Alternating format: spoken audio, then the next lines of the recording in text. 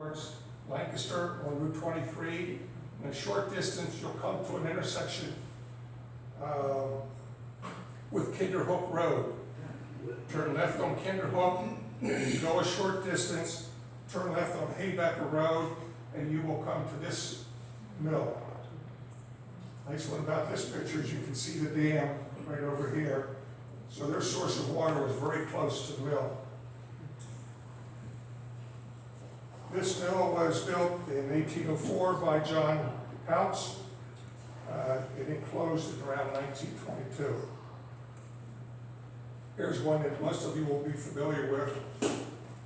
This mill is just south of the old Middletown High School on Route 772, Shares Mill. Had some renovation done to it not too long ago. The building was built in 1804 by Henry Share. It replaced a wooden mill that was across the street from it, where this one is now. And all of these mills that I'm showing you are the second or third mill built on the property. It was usually a wooden mill first. Okay. Then we go up the street, not far from Shares Mill, and we come to Donegal Mill Plantation. And this is the brick mill at Donegal Mill Plantation. This was built by Jacob Preble Jr. in 1830 and stopped in around 1825. Have any of you eaten in that mill? Okay, it was a restaurant for a period of time. Of course, now it's just sitting there like the rest of the plantation, deteriorating. Okay, now we're going to come up to Mount Joy, go through Mount Joy, and come out on Risserville Road to this mill, which is very close to where the covered bridge did stand, okay, before it was burned. This mill was built around 1816 by Peter Horst and closed about 1940. Then we go to the mill at Milton Grove. This mill was built around 1805 by John House. And I don't know when it stopped, but it's around the year 2000, they were still selling feed out of the mill. Although nothing is being done now, there's a lot of machinery left in this mill. These mills that have the doors on the side, is that where they would like lower bags of flour? That's right. Here, up at the top, you'll have a hoist, okay? And they would bring bags up or lower them down, sometimes barrels, old barrels. But your water wheel would actually be responsible for the power to lift it. That's right. If you would go to these mills, you would see that these stones right here, the bottom of the doorway, are usually really, really worn from being drugged over them and so forth. Most mills around central Pennsylvania are built like this. You go to other places, you may not see these doors on the sides of the mills. Different areas of the country, they build them differently. Okay, we come to Elizabethtown, E-Town Road. We go out E-Town Road, past Risser's Mennonite Church, past Trail Road, and one of the next roads we come to is Sunnyburn Road, and it has like 3 or 4 pink barns on the left. This mill sits right across the street from the pink barns. You don't see this picture from the road though. The road is back here behind the mill, so we can drive past and you see the back of the mill. But a very well kept mill. And then another small quaint mill is the Snyder Mill on Camp Road off of Cider Press Road in Mount Joy Township. This mill was built about 1824 by John Snyder. Sometimes it was called the Sawmill Mill. Now, it's now a residence, and they've done a nice job of cleaning it up. And they, did I lose a page? This mill here, you probably are familiar with. We come back to Mount Gretna Road, and this Coble grist mill is the Bel Air mill. The Atlas of 1899 says CL Coble grist mill. The sign, not this side of it, the back side of that sign says that the mill was established in 1890. It does not appear on the 75 Atlas or the 64 Atlas. I'm just guessing it appeared after the railroad was put in. Okay. We have one more mill. If we go toward Hershey on Route 743, and we come to Warburton's greenhouse, turn right on Schoolhouse Road. As soon as you turn right, in a short distance, the road forks. Schoolhouse Road goes to the right, down a little hill, and this mill sits at the bottom of that hill. Schiffer Mill. This mill was built about 1799 by a gentleman by the name of Goss.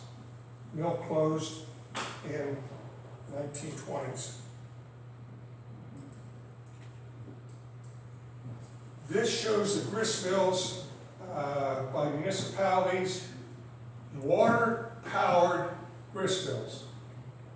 Okay, nothing else. Not to say that there weren't many more mills, but in the surrounding townships and boroughs, there were 28, and 11 of them are still standing today. It's pretty remarkable. And if you would like a view of what Lancaster County would look like, those were all the water-powered mills in Lancaster County. The circles were mills, no longer there. The stars were buildings that were still standing. I did my tour of Lancaster County in 2005 and came up with 89 mills still standing. Water-powered grist mills. And I know that 3 of them have been taken down.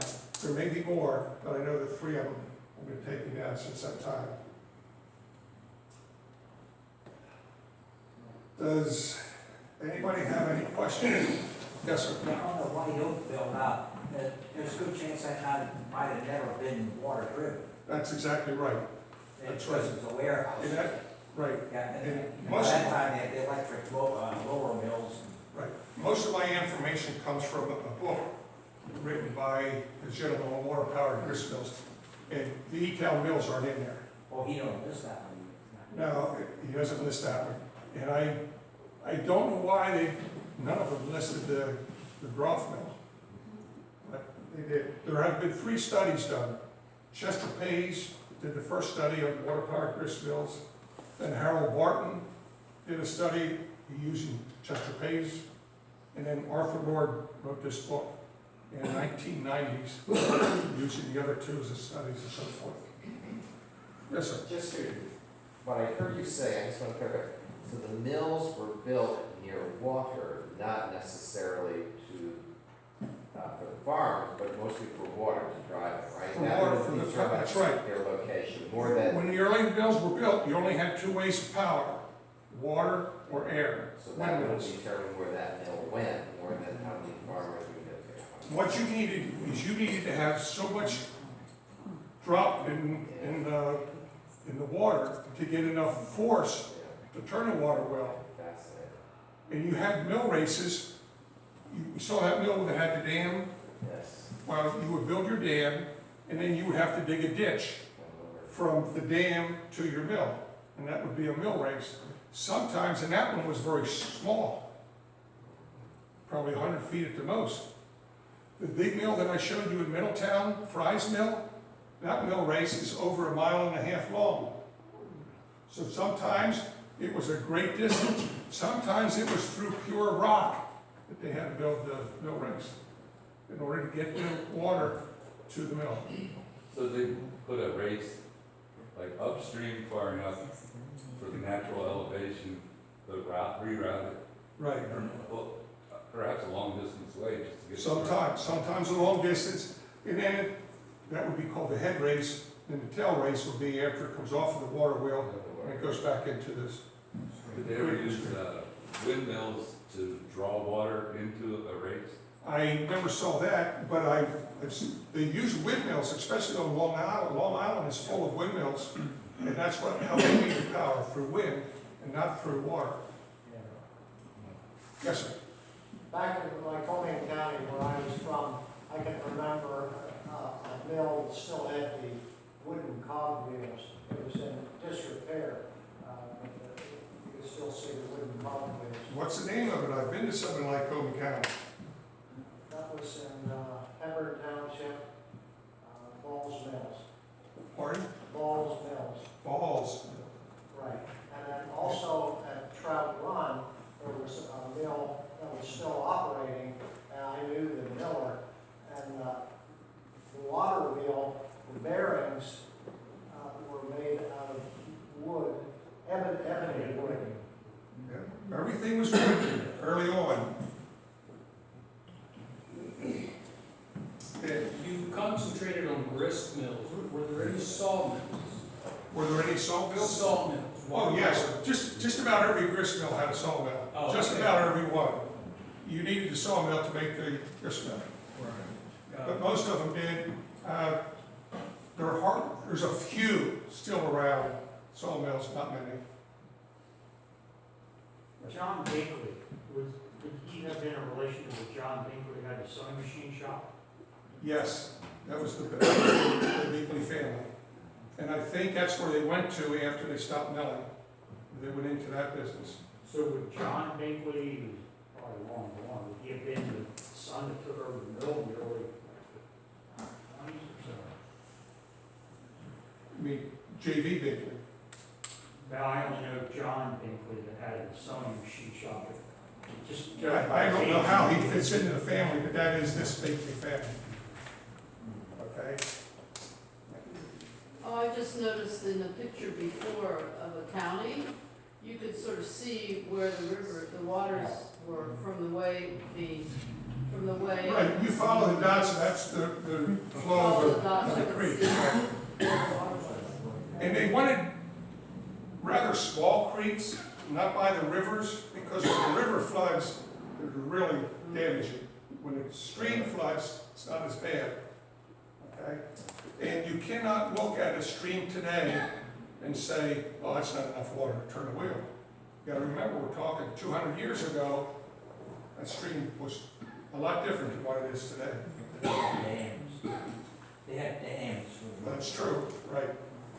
Yes, The buildings are 3 floors high, would they be grinding on all 3 floors? no. One reason why they were that tall is you might have a farm and I grind your grain for you, and you're gonna pay me to store your grain. And I'm gonna, one of those floors will be just for storage of grain. Problem. You'll notify me when you want 25 pounds of flour or whatever, and I'll have it for you when you stop by. Another question is, if the water's flowing over the water wheel, seems to me like it would be constant, how do they disengage the stones from grinding? Oh, do you remember the picture that I showed you of the wooden cogs? Right. What was also there were 2 wooden handles, and they can control that inside the mill sometimes. Sometimes they have to walk outside to control it. Other times they can control it inside, depending on your innovations that you put into It your would own. separate the gears. Right. There were several things that they could do. They didn't want their flour to burn, so they could raise the stones so they weren't quite as close together. They could open the gate, let more water in, or close the gate so the wheel doesn't go so fast. there were several different things that they could do, to do their gradings. Yes, Some of those water wheels, most of them was overshot, but some Right. of them were undershot. right. Right. The mill that had like 70 or 80 feet in diameter, it was one of your early pictures. The wheel, Yeah. the water wheel, yeah. The building almost seemed like it was standing by itself. Where was the water, how was the water getting to the top of that? Well, it might have been an undershot wheel, Yeah. or else you would have to build a water trough to get it up there. Are there any grist mills in the area that have operational, that are operational where you can go and visit? Yes. Where are There's one on Newport Road in Lancaster County. Mascot. Mascot Roller. Okay, it was owned by a family named Wrestler. He had no family, and when he passed away, he had a lot of money. And it's his money they are paid tour guides. Yes, I have a friend who has done that. And that's the mill that got me started in this. I was driving around Lancaster one day and saw that. There also is the Bowmansville Mill. Twice a year, that is supposed to be open on a Saturday. That mill was given to the Historical Trust of Lancaster County. I think the Historical Trust has since either given it to or sold it to somebody, but it's supposed to be open twice a year. I've been there 3 or 4 times when it's open. They run the grist mill, they run the sawmill.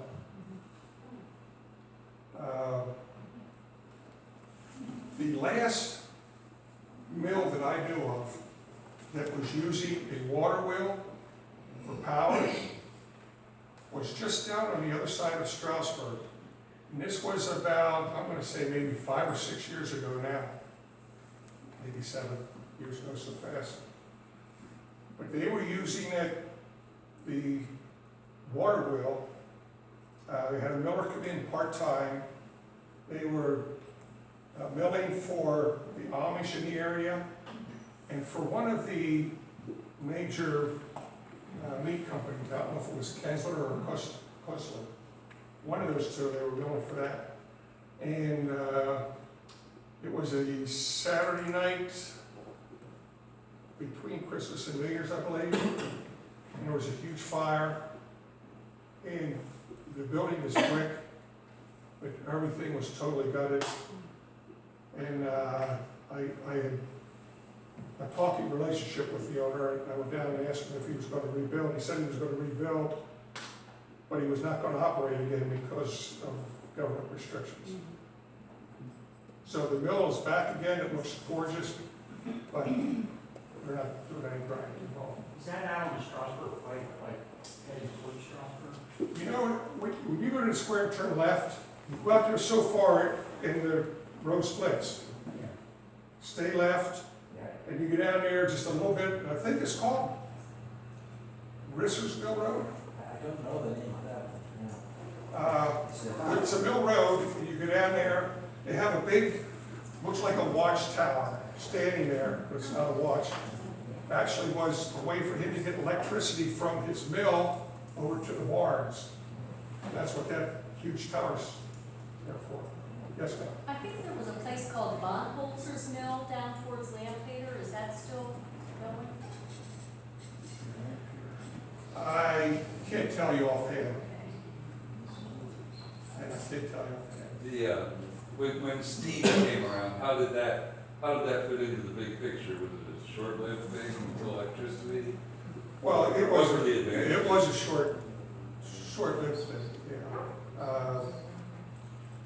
I don't know of many steam powered mills.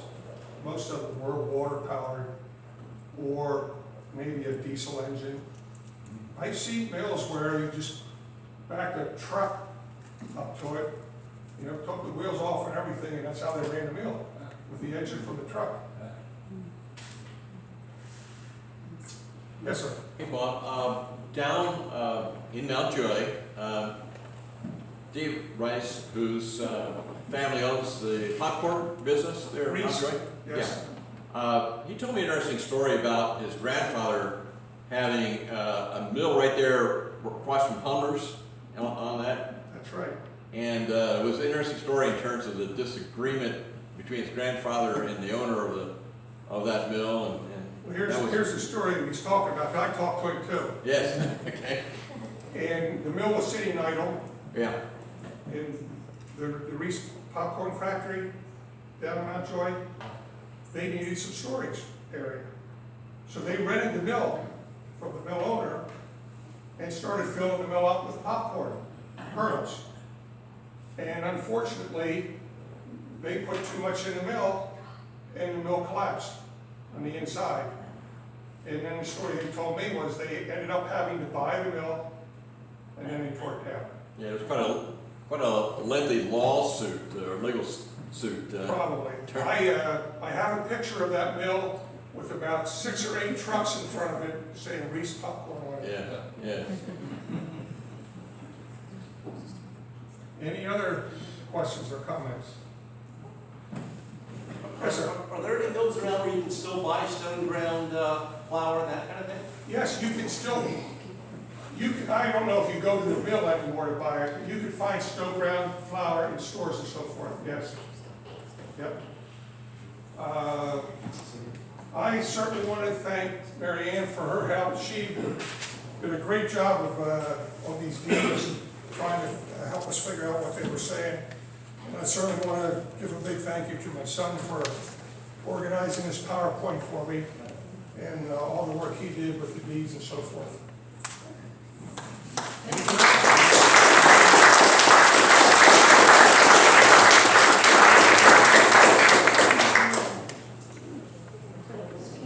Thanks, Bob. That was great. I learned more about grist mills tonight than I ever knew. Next month, we're not 100% sure what we're doing next month, so